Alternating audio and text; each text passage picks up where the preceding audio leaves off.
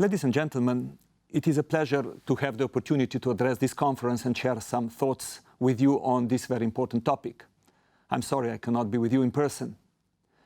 Achieving sustainable development and eradicating poverty are fundamental global challenges that require a universal and integrated response. That is why it is important to get the future UN Sustainable Development Goals right. Work on this so far is encouraging.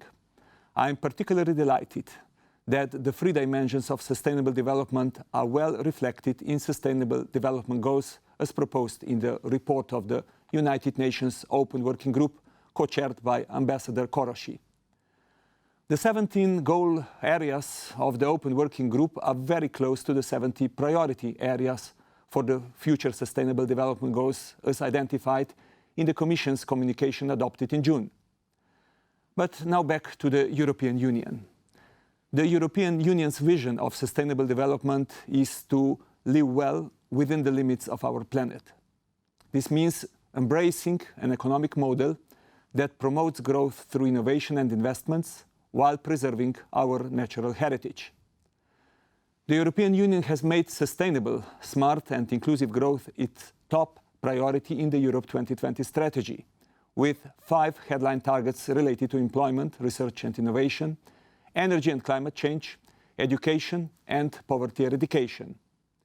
The roadmap to a resource-efficient Europe adopted in 2011 sets out the basis for a sustainable growth agenda, with the overarching aim of decoupling economic growth from resource use. Finding the optimal solution for the use of our resources is key to achieve sustainable development. The way they are interlinked means that by improving the efficiency in the use of one resource, the efficiency in the use of others can also be enhanced. For example, tackling water quality and water use efficiency, energy production and consumption, as well as food production and consumption would allow exploiting synergies in resource use while mitigating trade-offs. But resource efficiency is not only about preserving the environment, it is also about economic growth and opportunities. To compete in today's global economy, marked by resource scarcity and price volatility, we need to learn to get the most out of what we have. This means moving away from today's linear economic growth model, where we extract, produce and discard, and move towards a circular model where what we discard as waste today is reintroduced into the production cycle as the raw material it originally was, and it is used and reused over and over again. It means that waste has to become a thing of the past. And this is exactly the objective of the circular economy package adopted by the Commission in July. Waste policy and the review of the European Union waste legislation, including targets, are at the center of this package, because in a truly sustainable economy, there should be virtually zero waste. We ask member states to recycle 70% of municipal waste and 80% of packaging waste by 2030, with material-specific targets that will gradually increase between 2020 and 2030. We also ask member states to stop burying recyclable waste, including plastics, paper, metals, glass and bio-waste, in landfill as of 2025. More reuse and recycling and less landfilling mean more business and job opportunities. Achieving the new waste targets would create over 500,000 new jobs compared to today's performance, while making Europe more competitive and reducing demand for costly, scarce resources. Cities and regions have a key role to play, and so do the private sector, the social economy sector, as well as civil society and citizens themselves.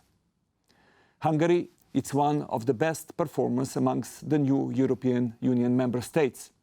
The current recycling and composting rate, 47% of municipal waste, demonstrates that significant progress has been made.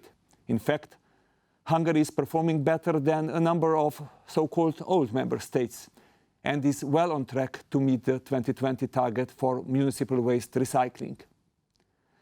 The circular economy package also makes the case for a headline resource efficiency target that could in the future complement the 5 existing headline targets of the Europe 2020 strategy. Improving our current resource productivity by 30% would increase GDP by up to 3% by 2030 and create around 2 million more jobs than under a business-as-usual scenario. This is an ambitious but achievable goal, which is important to provide a strong policy signal as well as predictability for business. Ladies and gentlemen, during my mandate, I have focused on policies that would protect the environment and that would help provide growth opportunities and create jobs. It was quite a challenge being European Union Commissioner for the Environment during the economic crisis, but we succeeded in keeping environment high on the political agenda. We now must continue with policy making that addresses the 3 dimensions of sustainable development. I cannot imagine that we would in the future protect the environment without changing some of the basics of our economic behavior.